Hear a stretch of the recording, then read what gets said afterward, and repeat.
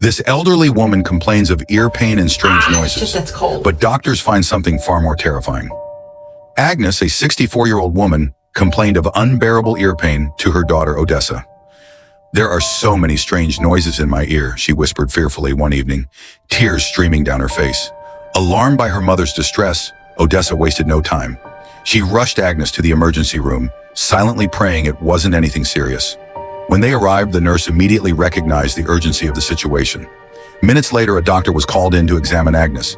Agnes was panicked, gripping the doctor's arm so tightly that her fingers turned red with pain. "I didn't mean for this to happen, I swear," she said. "There's something so strange inside my ear.